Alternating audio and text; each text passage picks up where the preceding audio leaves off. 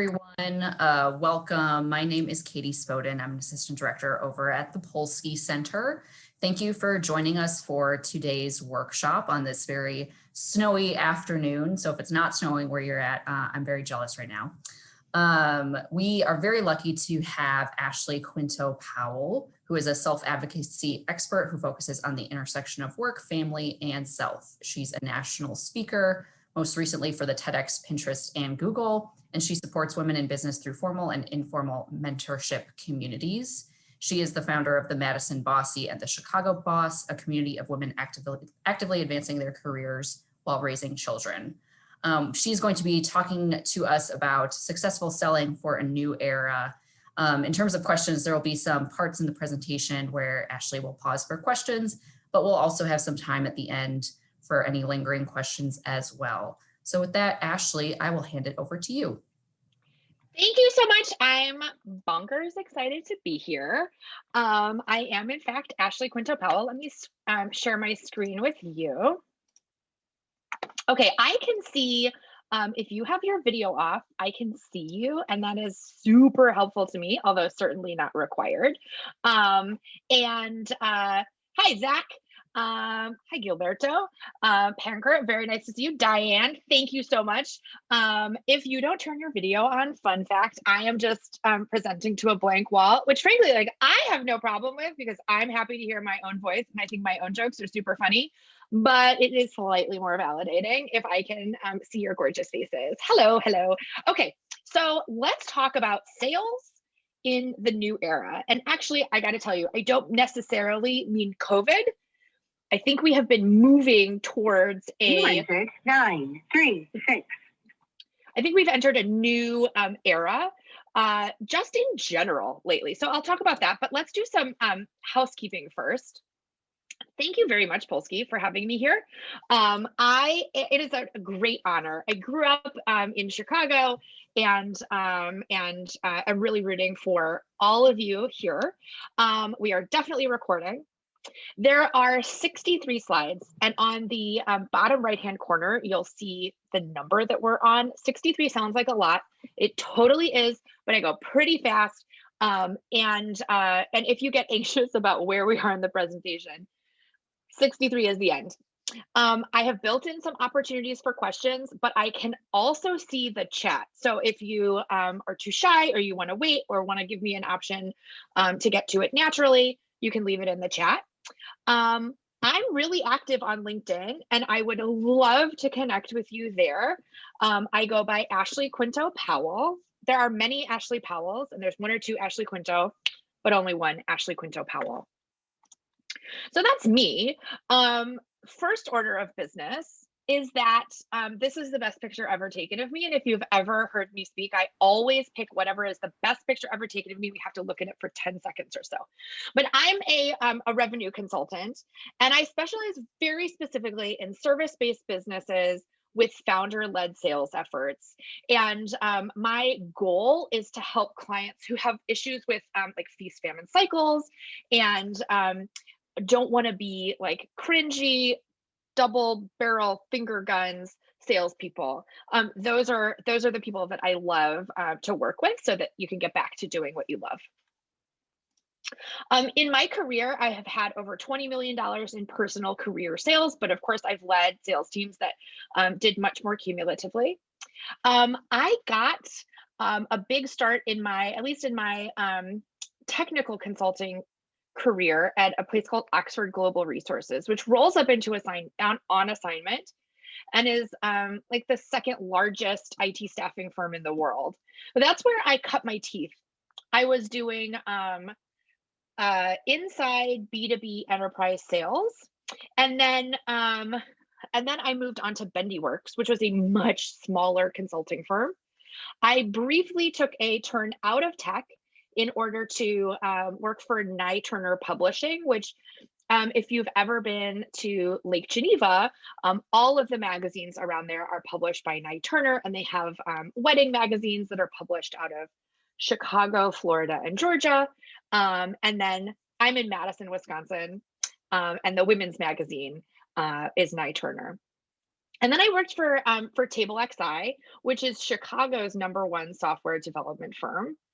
And so what I want you to take from this actually is that I have a very particular set of skills.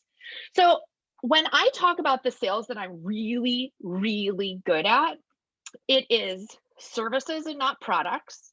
So some of this will absolutely apply to products. Some of it will need your take on it. The next thing is I specialize in big but not huge deal sizes. The people who come to me are not trying to sell $4 widgets or even $500 widgets. They're really doing in sort of in the B2B space, high 5 to low 7-figure sales. So that's the per deal space. And I don't do larger than that because that's typically a much more complex sale with a longer buy cycle. And I absolutely don't do lower than that. And so but I want you to be aware of that because some of the techniques that I'm going to share with you, if you're at a lower price point, they need to be adapted so that you're not spending like a gratuitous amount of time building a relationships with someone who's going to spend $200. Right? I spend months and months getting to know potential clients, and then if they spend high 5 figures with me, that's great. That totally makes sense based on like my time to acquisition. So if that's you, this stuff is still going to apply. I'm still going to get you successful in the room with a client or a customer, but I just want you to be aware that that's my specialty.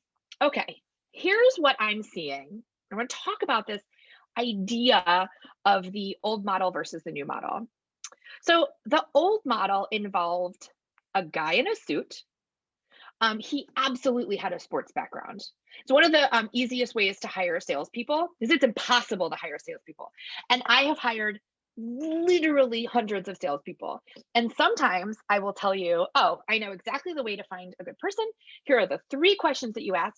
Here's the 5 things that you look for on an interview. And then it's a crapshoot. And that's like on a great day. Mostly I'll tell you, I don't know, why don't you just hire someone and see if they work out? I think this probably has the same amount of likelihood of being successful. But if you're in the old model, you would hire someone with a sports background because it proved that they were competitive, and you really wanted people who had like spent a lot of time, frankly, in a locker room, being like, "Yeah, let's do this, let's crush the competition." One of the reasons that so much sales training is super masculine and involves things like kill the competition, crush them. Don't get me wrong, I totally get pumped up that way too. I'm just very aware that maybe this like super violent way to talk about people we want to work with is just a little absurd. Okay, so they would have a sports background. You really wanted to keep your salespeople young and hungry. So they were young because we weren't paying them anything. Um, this idea that we want to pay salespeople nothing, keep them really hungry, and then when they earn it, then we'll give them commission. There's a ton of research actually that shows that if you pay really high performing salespeople just a great base salary, they're happier and more productive. But we have it in our head that salespeople really have to earn it. Well, that really takes the diversity of our sales forces into the trash can because the only people who can take those jobs that pay literally nothing until you have produced, the only people that can take those jobs are like young people who are just graduated from college, maybe, and still living with their parents or have some way to support themselves. That's not the job they're doing more than 40 hours a week. And I have definitely, like, don't get me wrong, I once had a sales job that paid, this is so mortifying, $100 a week. And I was working, I would say, like, to be fair, 70 or 75 hours a week. That's ridiculous. It violates all sorts, in any other industry, it would violate all sorts of laws. But as it turns out, they put some asterisks around salespeople so that you can pay them this way. It's not equitable and it doesn't create like great opportunities. But that's the old model. Okay, so also in the old model, you had this really dogged hunter style won't take no for an answer attitude about going in with a client. The methods were door to door, right? Can you imagine if someone came to your door today to sell you something, right? You would like, I once witnessed my husband lock the doors, pull down all the blinds, and I said, "Babe, what's happening?" There was a Boy Scout.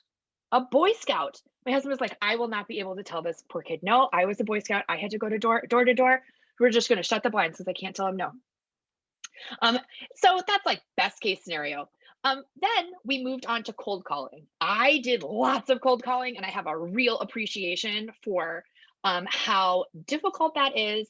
And frankly, I think most of my sales skills come from cold calling and being able to test things in the market, right? If you're going to meet with clients, let's say on a great day, you can meet with 4 clients if you like really hustle.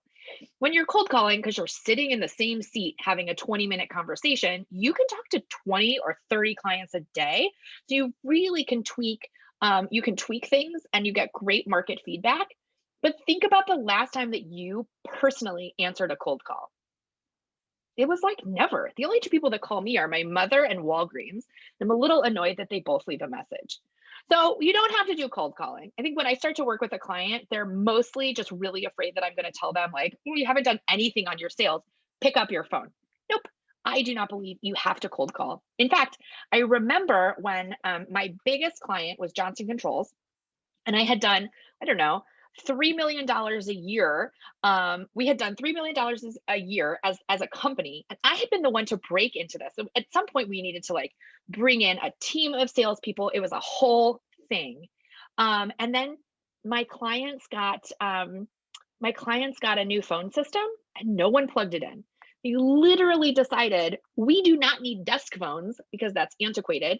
And so no one could reach them, right? Like if you knew them already, you'd have their cell phone, you'd have their email. Well, that's the way it works now. So we don't have to do any cold calling. There's also this idea of a question funnel, and that's sort of, it's a pretty easy concept. And sometimes you'll hear it referred to as like pain questions or a pain funnel. Not everything that you sell in your lifetime in general um, will will involve you putting someone into a position where they feel like they're in pain and can only buy from you to solve that. I feel like there are just so many opportunities where that doesn't make any sense.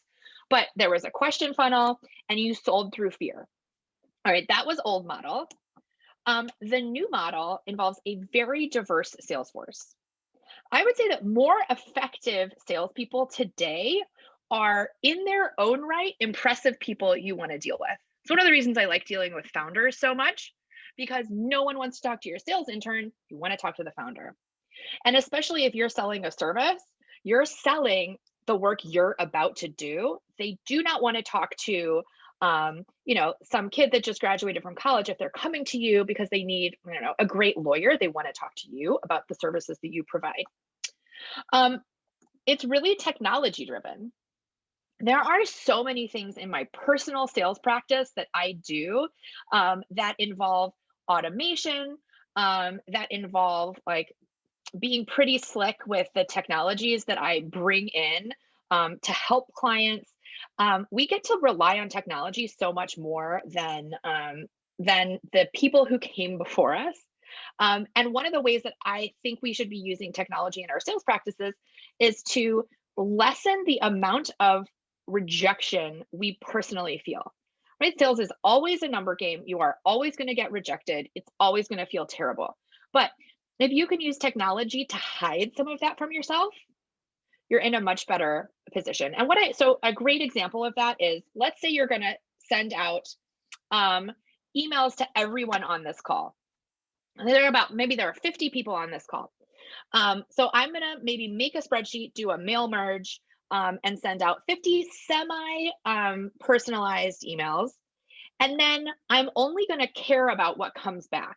I'm not going to worry about how many didn't respond. I'm gonna be really concerned just with how many successes I had. So if you can use technology to lessen how much you feel the rejection, you'll be in a much better place. There's also this focus on authenticity. We, like I said, we are done with like double barrel finger guns. We're done with it. The thing is, we have been now in an era where we have the internet and all of this great information and frankly amazing content marketing, and so our buyers and we have been trained on how to do research ourselves, and so we're very suspicious of people who try to tell us what to do. We want to do that research ourselves and then come to the conclusion. And so the idea that you would ask a salesperson to help you make a decision on something that you could easily and more authentically do yourself is antiquated. But but they want to be talking to people that they trust. Okay, so that's the focus on authenticity. And then there's a real push for being an interesting and compelling person. If you have founded your company and you're doing the sales, you are a founder just like your prospects are probably CEOs or, pretty high up. People want to be talking today, they want to be talking to people that they see as peers. Okay, so there's also this focus on personalization and customization, right? We see this in the products that we buy. Like I have skincare that has frankly changed my life because I literally answered a quiz on Facebook. They sent me some stuff for my skin and my skin has never looked better. Okay, then I have the same exact thing for my hair. I don't care actually if they send the same thing out to 5,000 people. I think because I took this quiz that it's just for me, right? But that's really what we're getting used to.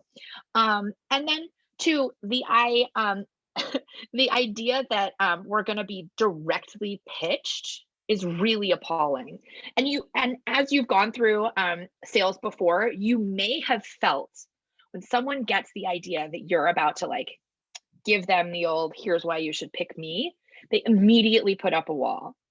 One of the things that I'm going to try to teach you how to do is to allow someone to come to the conclusion themselves that they should work with you and then raise their hands. So in general, I say no, no non-consensual pitches. Like if they haven't asked for it, you do not give them a pitch. You allow them to raise their hand. And once they've done that, and it's actually pretty powerful, is they're asking you, hey, how would I go about working with you? Again, it's very marketing and content driven, and there's a real focus on collaboration. There's also the power of FOMO, which like if we're looking at all of the reasons that we might do something today, it's because we're afraid we're going to miss out on something. I don't know if like Clubhouse is making you feel this way, but Clubhouse gives me the biggest FOMO. I got there, I thought it was like the first person who'd heard of it, and already there are all these people who are practically Clubhouse famous. Like, what? I I would have been on there so much earlier. No one told me. I don't understand. I don't think I'm old, but here I am. Okay. That's you, right? You are new era. You are not old era. You do not want to be some cheesy person who could very, very easily be selling a used car. You want to be selling through trust and through authenticity. Okay, so in my agenda today, I'm gonna hit on building trust, something called BANT, and then I'm gonna touch on relationship building at scale. The first two are what happens when you get into a meeting. I also have some really strong opinions about how to get you into the meeting. But if I'm thinking through how can I help Polsky and all the entrepreneurs on this call make the most out of being in the room, this is the best stuff I have for you. Okay, I'm going to go pretty fast. How are we with questions so far?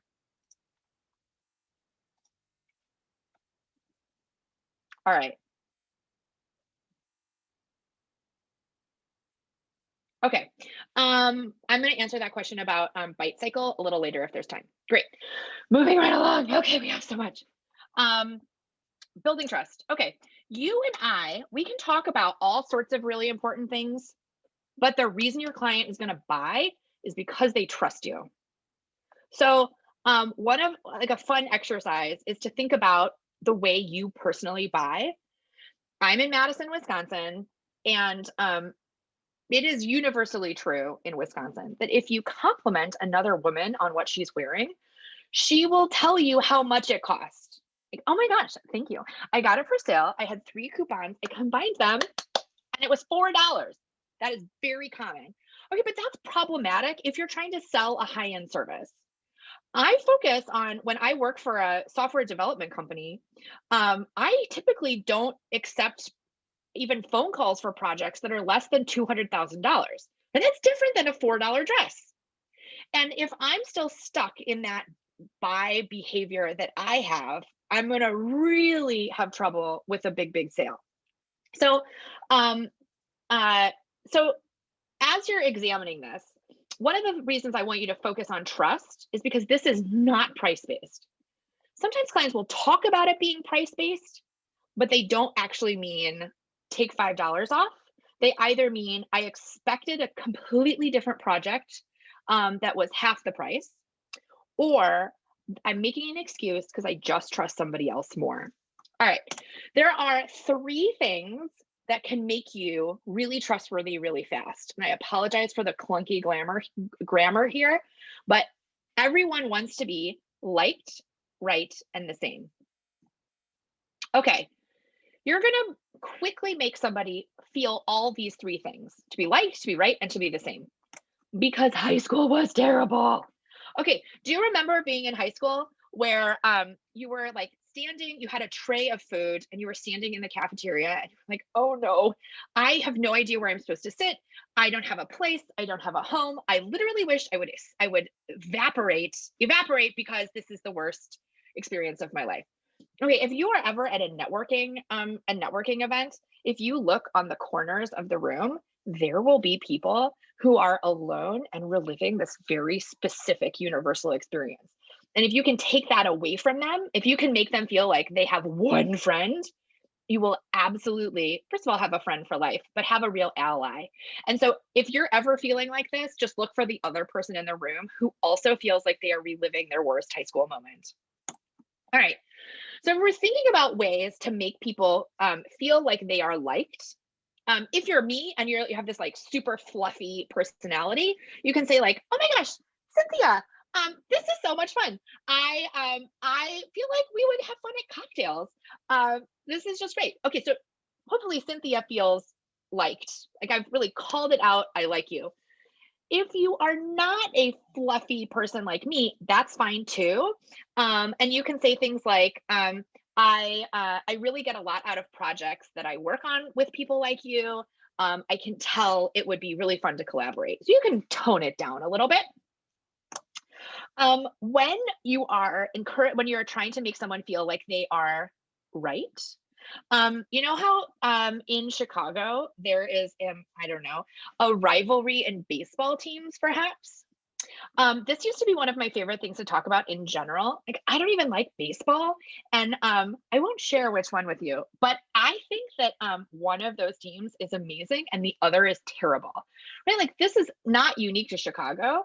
I would never bring this up on a sales call because it does not make a difference, but it will make people feel already combative. So I want you to save all of your calling someone out and being wrong for stuff that actually matters. That stuff like, is your product worth it? Will your service really do what you say it's going to do? If you need to fight for that, but don't already be combative because you like really like the White Sox. And then the same. So you really want to draw comparisons to the person sitting in front of you and successful client stories that you've had in the past. Nothing is more powerful than, you know what, your company really reminds me of another manufacturing firm. We worked with them to optimize the accounting systems, and they pretty immediately saw a 20% return. Okay. And that's certainly much less cheesy than saying something like, I'm pretty sure I can get you so many returns, blah, blah, blah. If you can compare it, not only is it a truthful, reasonable thing to say, but you've compared them to someone who also had success. And then, listen, you can combine them all if you are a wizard. And it sounds like this. Listen, we worked with a client in a similar situation. They went with us and they had a great result. Sometimes I will even throw in like I worked with a client. Actually, you two are in sort of the same business, but not competing. And I think I'm going to connect you if you don't mind, right? Like this is someone you were similar to. They went with us. They had a great result. You really want to draw that picture for them. All right. So that's liked, right, and same. This next thing, listen, this is sales magic. Don't share this with anyone else because listen, you came here, you made the time. This is your reward. Okay. It's sales magic. I don't share this with everyone.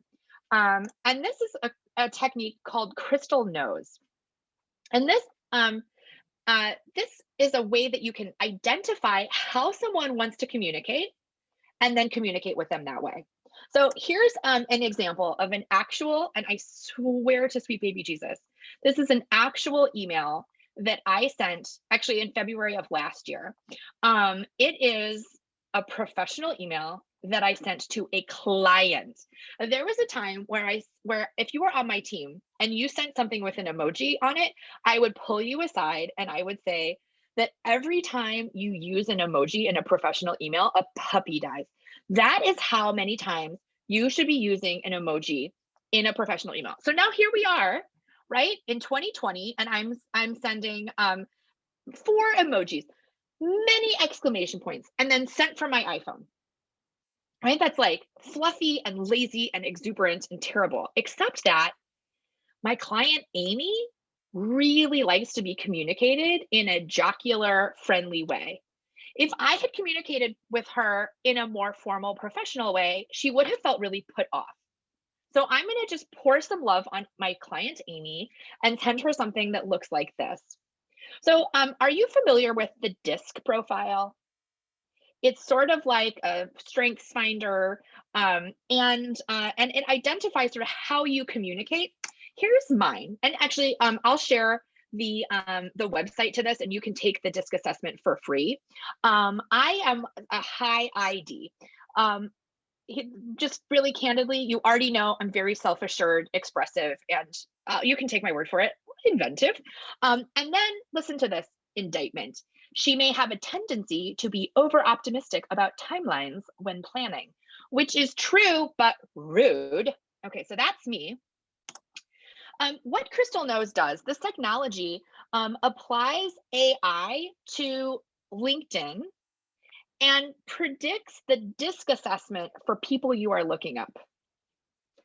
Take a minute just to let your mind be blown. Okay, so this is my friend Megan, and Megan has not taken the DISC assessment, right? This is just based on her LinkedIn profile. And to the right, I have displayed the widget. It says Megan tends to communicate with casual language, bold statements, and a focus on the big picture. So act casual, but assertive. She really likes telling stories and avoids following set instructions. It gives me a really clear idea about how to communicate with her. And one of the things that I personally have a lot of trouble with is I find people who are not as expressive as I am to be very intimidating. I work with a lot of engineers, and they frankly like scare the Jesus out of me because I think that they are just the whole time thinking like, oh my God, you are so fluffy. Okay, when I use a tool like this, I really can interpret what they're actually saying to me, that it's not like, oh, we hate you, and more like, oh, we just really need a clear set of instructions here. And Crystal Knows gets even better. So it can give you, and all of these drop downs would have, like, it will tell you what subject line to use, how to do the greeting. If you've ever spent 5 or 10 minutes staring at an email thinking, do I put cheers or best or sincerely? This is going to help you with that. I actually get calls all the time from clients and friends who are asking me how I feel about subject lines. This is a nice way to just get past that block. Separately, my actual answer for that question is just send literally anything, but get the email out. Okay. And then there are also some templates that you can use. So if you were going after her to be an investor in your company, here is exactly how that should sound.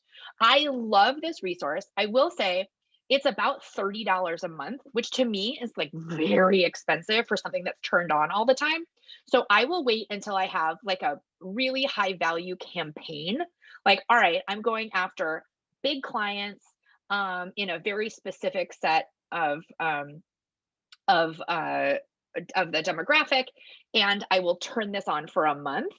Otherwise, you get like, I don't know, 10 free, and you can find a link to that at ashleyquintopowell.com/resources. Okay. Shaylee, those make me nervous too. Shaylee says they make the assessments make her nervous. Make me nervous too. All right, I have a moment for questions, and thank you, Katie, for putting it in the chat. Anything I can answer for you.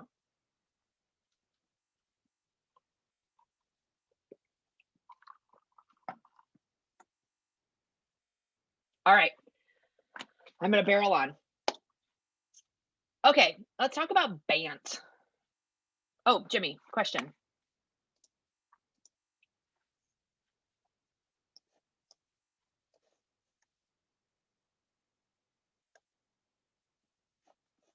Jimmy, would you like to take yourself off mute and just ask it? Should we be, okay, there we go. Should we be selling on production and service authenticity and transparency, maybe mainly? Can you give me a little bit more? Should we be selling on product and service? Can you elaborate a little bit more on that?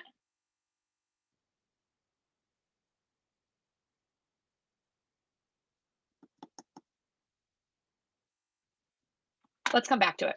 I have some more space for questions at the end. In terms of, Teresa, in terms of collaboration,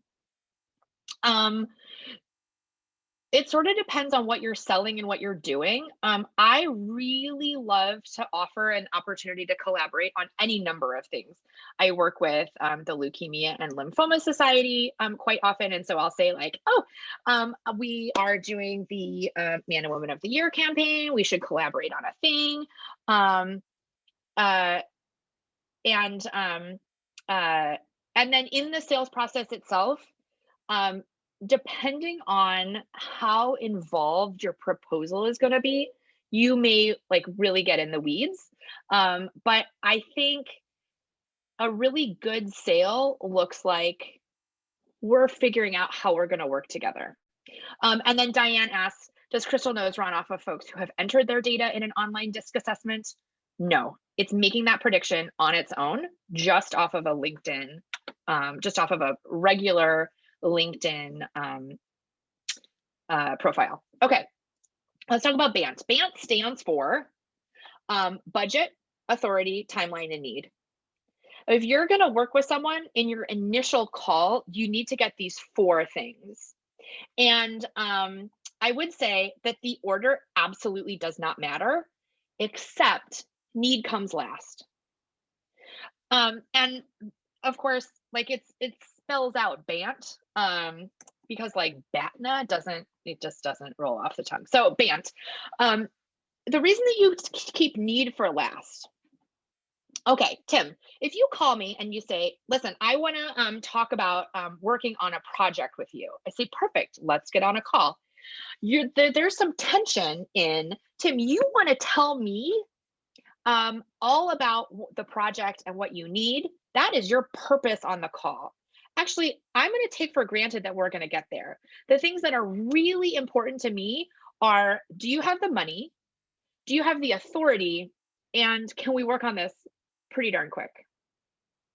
So save that so that you keep that tension, and that way you get all of the stuff that's really important to you. You get all of that answered, because I don't want you to create a proposal, or and especially with custom projects, just proposals without knowing the budget, authority, timeline, and need. They're a very bad idea. All right, let's talk about how to get those though. The first one that everyone around the world has problems with is budget. Have you ever had trouble getting budget out of a client? It's like the hardest thing to get, but I'm gonna solve that problem for you. All right, so you have to get budget from them. You can't, I want you not to be the first person, not because you are a used car salesman, but because I want you to not leave money on the table. And if they can't tell you what their budget is, it may be that they're too early in the process or they're not actually the one that can make a decision. So you really want them to name the number. Okay, so the name of the game is getting them to do that. Now, if you've ever been in one of these discussions, what inevitably happens is that you will say, "What's your budget?" And then they will dodge that question. Um, so, but I have this fix for you. Okay, so you have to ask that initial question. You have to ask, "What's your budget for this project?" Then they have to say, "I'm gonna let you tell me what that is." Um, then you say, here's where it really gets good. Then you say, okay, but where do you want me to cap it? And so that's just rephrasing the exact same question. It's actually asking, what's the top? But when you phrase it as a cap, what you're really talking about then is like, listen, where, like, what do I not go over? If they need a little color around that, you can add something around, at what point should I cry uncle? Okay, so here's what this sounds like. What's your budget for this project? I cannot tell you because I am a client. Okay, well, where do you want me to cap it? What do you mean? Well, this isn't really the negotiation phase. I'm going to go back and create a proposal for you. And listen, I'm already really excited about the project, and there's so much like extra technology and extra sort of service that I could throw in. But like if I'm left to my own devices, it's going to be $50 million because I just love this and I want to work on it forever. But at what point should I cry uncle? Okay. Now they will for sure answer on number 2 or number 3. If they don't answer on question number 3, you really have to look at whether or not they are ready to buy or they have the authority, because I would say that that's a huge cue that they do not. And as a last resort, as an absolute last resort, you are allowed to say, okay, well, here's about what that is. But I want you to quote a range where the low is a little bit lower and the high is way higher. Okay, so let's say that you actually want someone to hire you at $200 an hour, and they say, well, how much are you per hour? You should not answer that $200 an hour. You should say something like, well, it sort of depends on the work and the length of the engagement, but typically I'm somewhere between like 175 and 350, where 350 is like the highest thing ever. And then gauge their interest that way. They're going to hear, of course, 190, which is pretty close to 200. And you have indeed some room if they request something like really complicated to make some money off of it. And then required, if they are being squirrely about giving you the budget, ask all about the competition and where they are in the process, because I don't think you want to spend the time to create a proposal and send it over to someone where you're their first call. You actually you want to be their last call, right? But if they're going to do due diligence, maybe they're going to talk to 15 firms. None of those firms are going to have a chance. So I used to not sell consulting to people who hadn't bought consulting yet. I don't care if they were they had a bag of money that they were handing me. Wasn't going to happen, because I really needed someone who didn't need to be educated, because it's not worth our time. Okay, that's budget. As a client, okay. Here is Leslie. As a client, I typically refuse to give budget to a vendor. I think it reflects very poorly when they ask. Why would they need to know? Price should be based on what's being provided, not what I have. Okay. Yes, I can totally see where you're coming from, Leslie. I want to point out also, this is usually not product-based. This would be service-based or solutions-based. So one of the reasons that I think you absolutely need to get budget is because you need to make sure that you are talking about the same project. Listen, Victoria, if you were going to come to me and say, hey, I need a website, I would say, okay, tell me about this website. You would say, well, it's really critical to my business. I'm getting ready to make kind of like a big investment, so it's really important that this engagement goes well, and it should have everything that I expect in a pretty good website. Now, Victoria's budget could be $1,000 based on that description, or it could be $50,000. But there are definitely different levels of service and different websites, right? We can all agree there. Like, is it a beefed up Squarespace website or is it a custom web application? Those are very different. But at the onset of a client discussion, they're described the same. So one of the reasons that you need to get budget is just to make sure, listen, we need to be talking about the same level of engagement. I have definitely had project managers who are offshore that are $25 an hour. And you know what? If you can get away with using that, perfect. But there are also people who are product management experts who are going to come in, they're $250 an hour, and they are going to change your life. They do very different things, right? But they both have the same title, and they're both looking at probably actually a very similar scope of work. Okay, I hope that answers your question. Let's talk about authority. So this is pretty cut and dry. You want to make sure that someone is in a buying position. It doesn't mean you don't talk to them. It's just something to be aware of. And you want to understand too what it will take to move forward. So it's fine if you need to involve other people. You just want to be aware that like at some point you're going to want to call in HR. Okay, so here are the questions to ask. Who else will be involved in the process? What does the approval process look like for us to work together? Especially for big companies, you should ask this really early because some people treat their vendors like they need to be like give their fingerprints and a sample of their hair and maybe their firstborn child in order just to give you a bill. So I would just talk about like what is the process to get approved? Because if you want me to start next week and your procurement says it will take a year, that's a real serious mix-up. And what other team members should I impress? This is a really easy way to get who is going to sign the agreement. You don't want to say something like, do you have the authority? I know I used to work with a bunch of young men who were talking to usually like pretty powerful women. And fun fact, when you ask a senior level woman who above her needs to sign something, you don't get very far. Okay, then how long will it take to put a contract in place? And if you decide to work with us, what needs to happen before we start?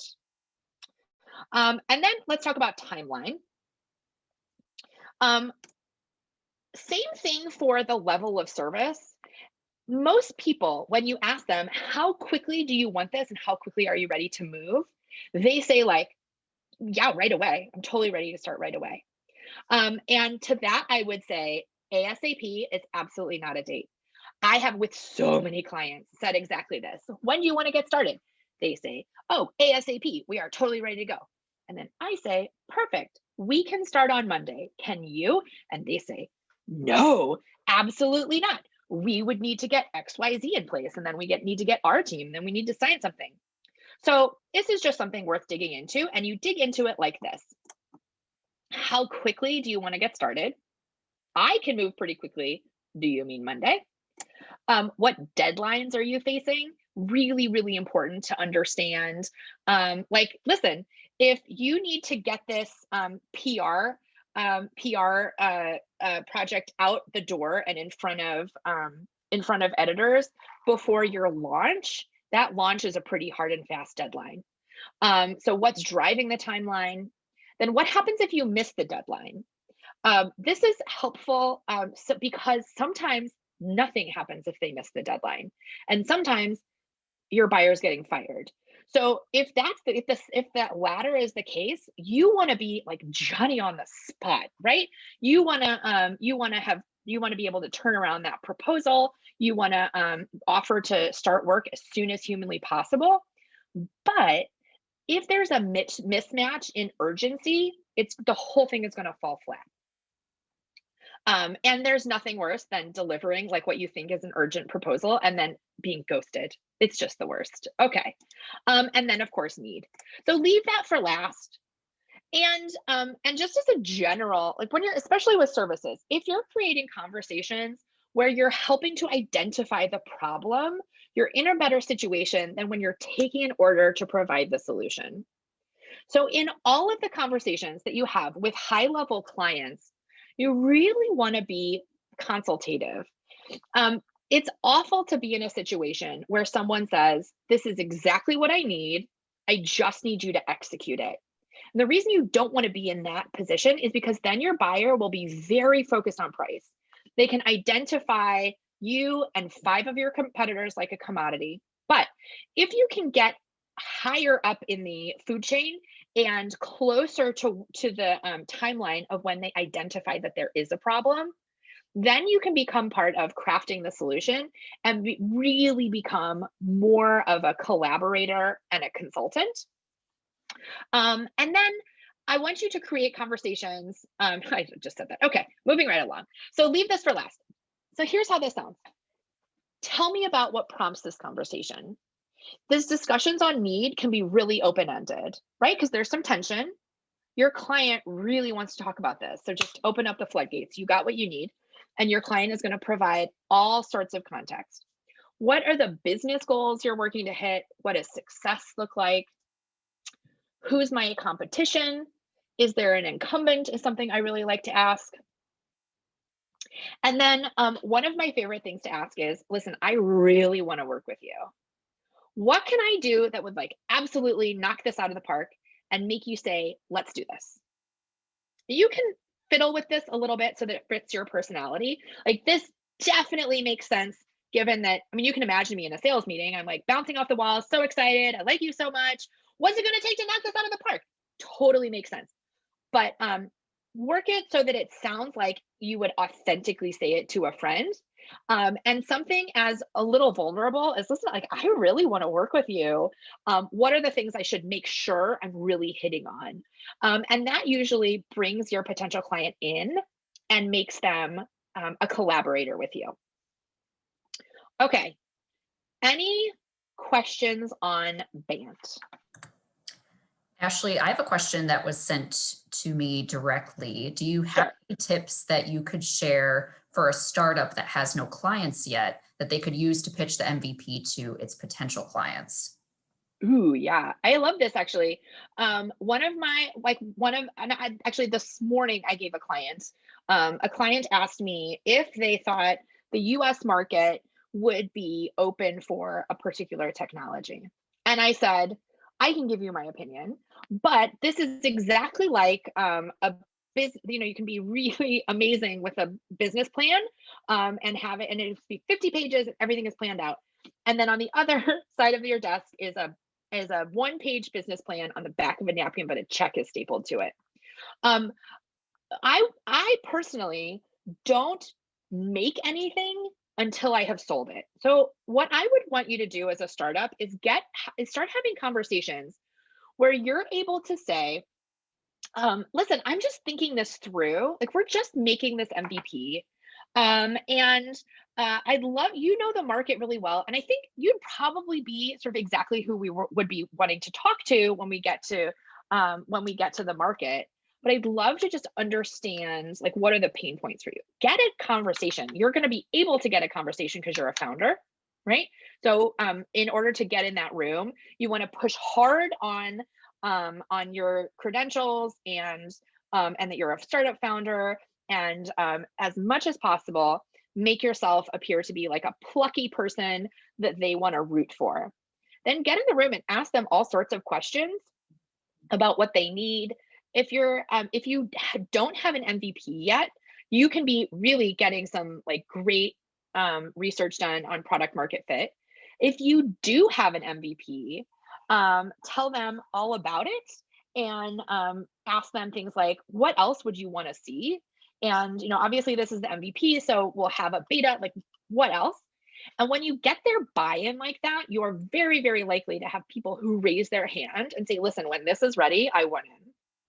And for that, you don't have to let people in for free just because they helped you. You might phrase that like, for everybody who has had a conversation with me about getting to this point, we're doing 20% less than we would do someone off the street, but I expect you to make money off of that.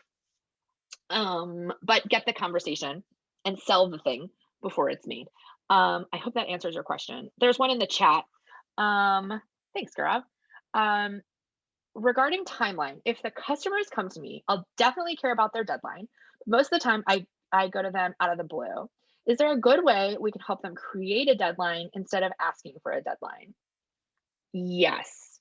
Um, yes, this is a sort of a tricky one, because it's a little old school. Like if you took a Sandler training, they would tell you to take somebody through a pain funnel, and really like, how much is this costing you and what is keeping you up at night?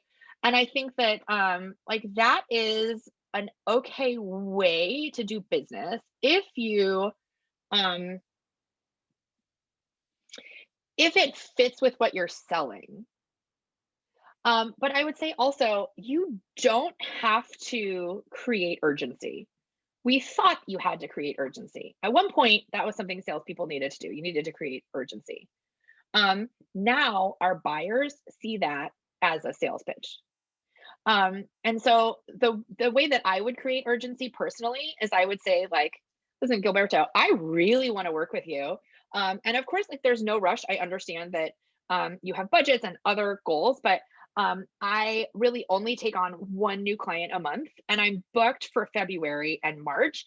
And so if you want to get going for April, I would probably need to know that before I have a conversation. Right. So scarcity is a way to do it if that's honest and authentic. But I would say you may take off the expectation that you need to create urgency and instead focus just on building a relationship. If you get to a point where you have built a relationship and someone is looking at you less as a salesperson and more as a trusted advisor or a consultant, they will buy from you when that makes sense. A lot of times, actually, deadlines from salespeople are because like the end of the quarter is coming and your sales manager is going to have their butt handed to them in a national sales meeting. It's not an actual deadline. And so if you can take the need for urgency off the table. And that actually really brings me to I have a system called relationship building at scale that I'm pretty excited about. And if Polsky ever invites me back, please, please, please, I would love to. I would talk about relationship building at scale a little bit more because this is how I suggest you get in the room. We've done lots and lots and lots of talking about how to behave and how to get from like someone has raised their hand through to okay, I'm going to get you a proposal. But as you probably are sensing, that's fairly narrow, and I am very opinionated about all sorts of things in this process. And so the system that I use is called relationship building at scale. There is I have a course on it called the Solopreneur Supercharge, which actually you can find if you go to my website in the next couple of days. There's it's listed under U Chicago is the direct link to it. And then there's a freebie called Get Your Mojo Back or something fun like that. But it talks about sort of the like, all right, if you are stagnant and you need like just a way to get your butt in gear, this it's a 5-day email sequence. And you can find that also on my website, ashleyquintopowell.com. Okay, I would answer more questions if there were any. Ashley, I have a question that was sent to me directly. Just any books to read, resources you recommend about enterprise sales specifically? Selling to big companies is kind of a classic. I have a lot of people recently who are really excited about the challenger model. The thing is, like sales reading is really hard because once you have made a book and published a book about it, probably all those tricks are already elderly. And like the best example of that is like when I get a sales call, I know it's a sales call often because they say like, how are you today before even identifying themselves. And that is usually the point that I either hang up or spend some time like re-educating a poor salesperson. And the reason that that is a cue that that's a salesperson is because like many decades ago, the American Cancer Society did a study on when they called people and they said, hey, would you like to donate to the American Cancer Society? People said like, no thanks. But if they said, how are you today? And that person said, great, thanks. And they said, okay, well, people with cancer are not. How about you donate? They got more donations. And somehow that was the perception of that came out as if you ask people, how are you doing today? They will be more likely to buy from you. And two, there's so that one, like, let's just call that donezo.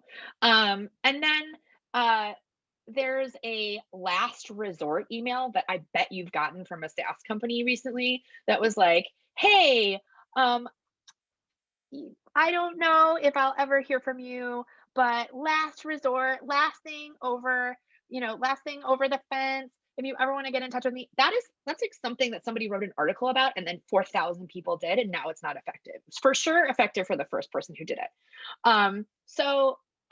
Like when people are talking to me about the challenger model in particular, which I think is okay. If you Google insight selling and challenger model, or challenger model and solution selling, you would have a better take on that. And then frankly, I find sales podcasts to be really annoying because they're usually just some guy yelling at you, and I think that that's really obnoxious. So but the thing that I do is I do a lot of experiments, and I have a high threshold for rejection. Zach asks, how do you align yourself and your team to imagine, test, and confirm new approaches to sales? It's a really good question. Well, I think so much in the culture of experimentation is in like, hey, this did not work, and sort of laughing about that and having a tolerance for that. So I think with anything, maybe celebrating failures is a really, really good idea, and a really nice way to make people feel safe about that, because rejection is not fun at all. And if you're in a team environment where people feel like, ugh, I like really I'm going to feel stupid for doing this thing, and I've certainly been there, or like you're afraid to have people hear you on the phone, that's not healthy for a sales team. Instead, it should really be you should be able to be open about your failures, because that's really when experimentation happens. Yeah, I'm going to pop off mute for just a second, but I love the way that implies that you're underwriting the risk to maybe lose a sale because we tried something new, but the learning will drive incremental sales in the future. It's just it's a great way of looking at it. Thanks. Absolutely. I love that so much. And also I think it's really important to have a sense of, listen, some of this is not going to work, and that will absolutely be okay. Because if we're just doing stuff that's safe, it's old copy, right? Like it's stuff that has been tried and that your client is getting bored with.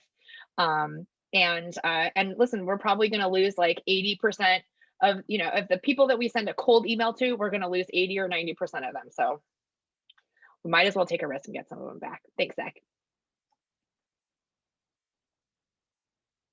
Thanks, Gilberto. I'm glad you all were on the call. Thank you so much for having me. If you need anything, reach out on LinkedIn or by email, and just ashley@ashleyquintopowell.com. Thank you so much, Ashley. You're getting lots of love in the chat. There was one final question. I'm just wondering if you could answer really quickly before we end. How do you adapt your teachings to one's personal style, especially in terms of cold outreach? Because I know so many people are scared of that. So what would be your suggestion for creating something that feels, personal to each individual entrepreneur on this call? Sure. It's a really great question. And I think it's so important to lead with authenticity. The stuff that works for me just does not work for everyone. It's one of the reasons I feel so strongly about the way that I personally do sales training, because I was trained by programs that were really meant for young white men. And I have never really been any of those, right? Like, I don't know, I guess I was young once.